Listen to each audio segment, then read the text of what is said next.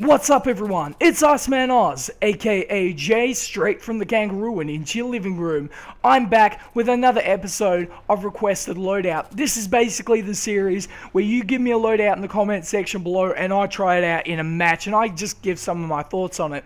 Today I'm looking at the as-val, along with the Cobra RDS, the laser sight and the suppressor. Now, the interesting thing about the as-val is a lot of my gunfights were set up at long range, so it's actually very good at long range. I looked up the stats on the internet, and it proved me right. The damage at long range has a drop-off to 18 damage. Now, if you don't really know what that means, if you're not into the stats and everything like myself, I was thinking like, what does that mean?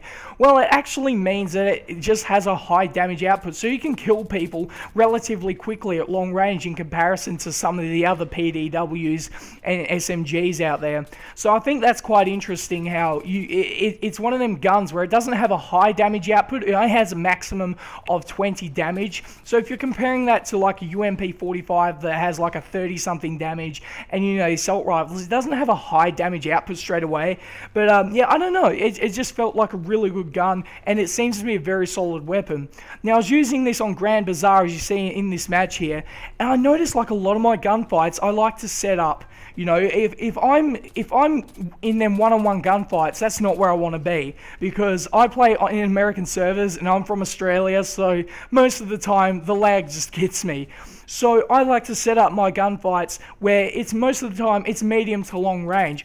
So it really suited me well here, and the Cobra RDS is the fastest sight to go into its sights in the game. So I think that's really interesting too, how this loadout really suited my playstyle. So yeah, thank you. I can't remember who requested this loadout, but thank you, whoever it was.